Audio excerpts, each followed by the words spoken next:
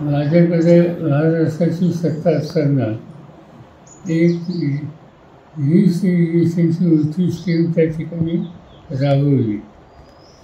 ते आम्ही कष्टाने ही स्थिती सुधारली आणि त्यामुळं आम्हाला यातनं सुटका करा याचा निर्णय शेवटी केंद्र सरकार घेईल.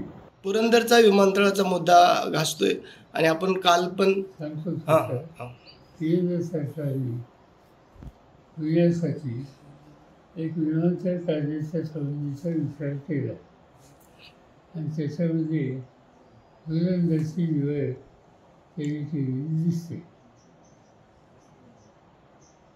प्रश्न असा आहे की जी गावं पुरंदरची त्यांनी सिलेक्ट केली त्याच्यामध्ये माझ्याकडे महाराष्ट्राची सत्ता असताना एक इलेक्शनची होती स्कीम त्या ठिकाणी राबवली सिंचन योजना आणि त्याच्यामुळं तिथं भाग बागायत झाला.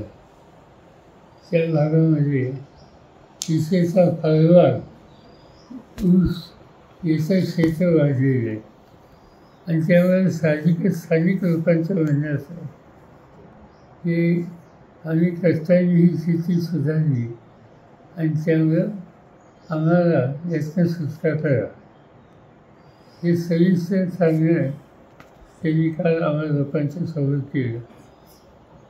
मी असा विचार करतो की याचा निर्णय शेवटी केंद्र सरकार घेईल. आता MIDCला जागेच्या संबंधीची भूमिका घ्यायला सूचना दिलेली दिसतात आणि म्हणून याचा निर्णय घ्यायचा असेल तर केंद्र सरकार आणि राज्य सरकार आणि स्थानिक लोक या तिघांशी बोलावं लागेल.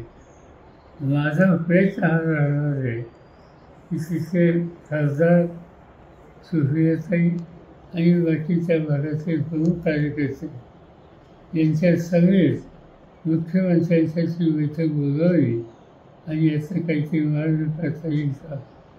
शक्यतो हा जो संबंध बागायत क्षेत्र आहे ते वाचवणं शक्य आहे का याचा एक आढावा घेतला जाईल आणि त्यानंतरच वास्तव चित्र हे तुम्हाला सांगता येईल. महाराष्ट्रातील सर्व बातम्यांचे विश्वासार्ह व्यासपीठ सकाळच्या सर्व सोशल मीडिया प्लॅटफॉर्मला लाईक, फॉलो आणि सबस्क्राईब करा. तसंच सर्व नोटिफिकेशनसाठी बेल आयकॉन प्रेस करायला विसरू नका.